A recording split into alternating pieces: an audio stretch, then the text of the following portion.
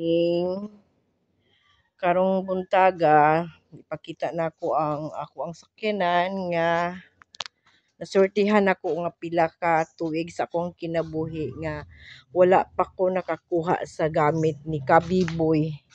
Karon gibibiyaan jud ko sa Ginoo nga gihatag mao ni siya kani siya napasalamat jud ko sa Ginoo nga gihatag niya kay nganuman true siya dili sa binuang, dili sa binakakba.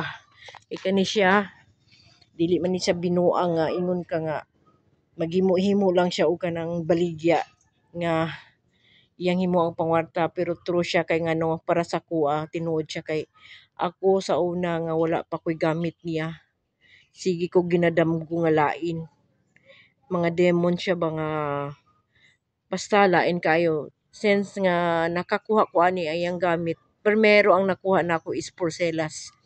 And then kani karon kani akong nakuha niya karon kay ako ang gihatag sa ko ang sundalo ang porcelas kay wala palagi panahon ang akong anak nga magkakuha diha sa ihang mga gamit. Unta kamo nga mga antingero ayaw nyo og ibas si Kabiboy kay tinuod ng iyaha dili binuang, kay ako tested nga tinuod gid ni siya.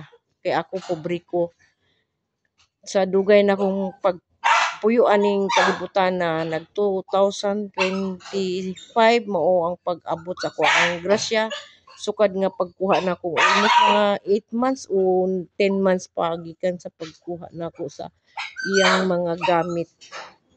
Ako nagpasalamat jud ko sa iya nga naabot bisan tuod mahal siya pero tinuod legit siya dili sa binuang. Kaning tanan ako pasalamatan gud nga naa ako'y dala nga gipalit niya karon nag-order na pud kog lain nga dala kay gusto na ko protection gyapon sa akong pamilya. Ug kaning tanan dahang kaayong salamat nimo Kabiboy ug good morning sa inyong pamilya ug God bless. Unta minaot ta nga ipadayon nga naay mamalit nga dili binuang, legit iyaha jud, legit dili binuang ang iyang trabaho.